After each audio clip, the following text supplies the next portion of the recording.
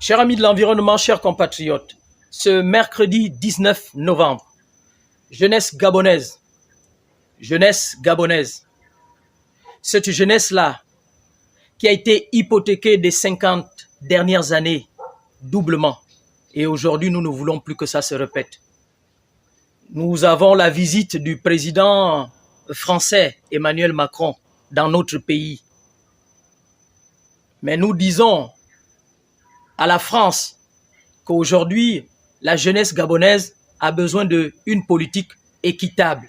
La jeunesse gabonaise a besoin d'une politique gagnant-gagnant. Nous ne voulons plus la politique de l'Autriche. Nous ne voulons plus la politique de la fourberie. Nous ne voulons plus de la politique politicienne sous le regard des êtres, sous le regard de l'humanité, pendant que d'autres sont en train de souffrir et de mourir. Nous ne voulons plus.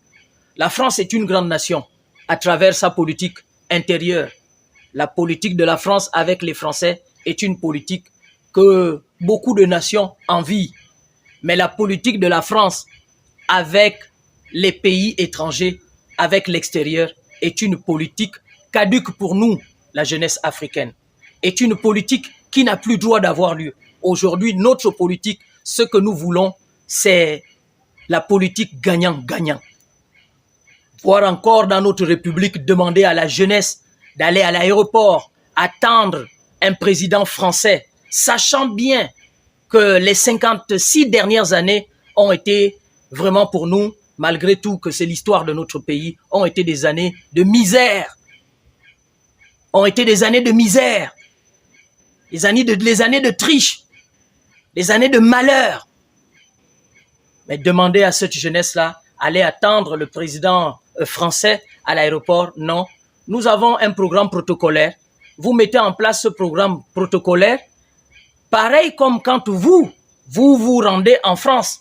Quand vous vous rendez en France, pour parler de la 5e République depuis que vous êtes là, on n'a pas entendu les médias français ou les politiques français demander à la jeunesse française d'aller attendre Oligui Nguema à l'aéroport.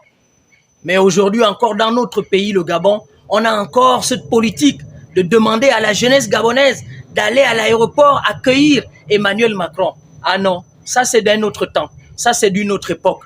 Nous ne voulons plus de cette politique-là. Cette politique ne nous a pas fait avancer. Cette politique ne nous a pas fait grandir. Nous devons nous respecter mutuellement en tant que nation. La jeunesse gabonaise, elle est consciente. Ce n'est plus la jeunesse qu'on peut manipuler. Ce n'est plus la jeunesse qu'on peut malmener à gauche, à droite. Non, nous voulons une politique gagnant-gagnant. Nous voulons une coopérative gagnant-gagnant. Nous voulons rétablir les bases. Nous voulons remettre les pendules à l'heure. Nous voulons changer la donne. On ne restaure pas un système, on le change.